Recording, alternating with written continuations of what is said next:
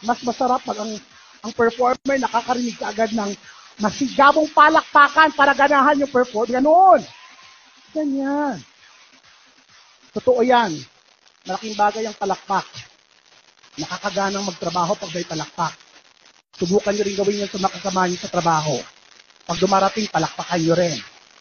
Para magtulungan kayo makauwi ng maaga. May mga tao pala dun sa malayo. Maganda ba ako sa malayo?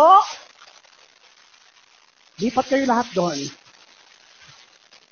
Akala nyo ha, mali ang hula nyo, no? Ang ganda ng introduction. Isa sa may pinakamagandang mukha. Akala nagkamali kayo lahat. Siyempre ako ang mauuna. Kasi kung akong huli, baka hindi ko na kayo abutan. So, ako nga pala si Chocolate. Well, depende kung nasaan tayo kasi yung pangalan ko nababago. Kung nasaan. Sa Maynila, siyempre, Tagalog na Tagalog mga tao doon. So, tawag sa akin doon, Chocolate, diba? Chocolate. Pag nasa Amerika naman, siyempre, may arte na, chocolate. Diba? Naging dalawang syllable na lang siya. Chocolate. Pag nasa Cebu ako, Diyos ko, airport pa lang, alam ko na nasa Cebu na ako, chocolate, chocolate. Parang galit yung tao sa akin, chocolate. Pag nasa Iloilo naman, Bacolod, siyempre may lambing yun. Chocolate. Chocolate. Dito sa Abra, ang alam ko parang magnet. Kulit. Pinakbit. Kulit. Sa Bohol, Diyos ko. First time ko sa Bohol, naloka ako. Tawag sa akin ng mga tao doon, tabliya, tabliya. May iba, kokwa, kokwa.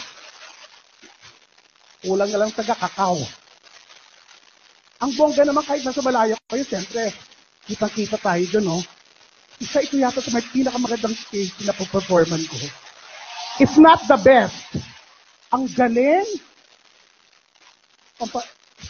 Nakakaasap ng ABS-CBN, no? Ganito yun ang level. Asap level. Kaloka. The best. Kaya IG story ko to. Asan yung PA ko? Kailangan maka-IG story to.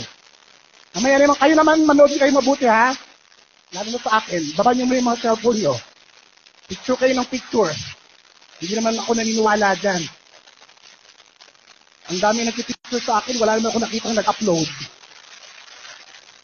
Kalokohan yan. Picture.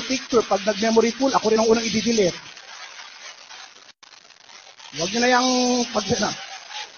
i-enjoy nyo na yan.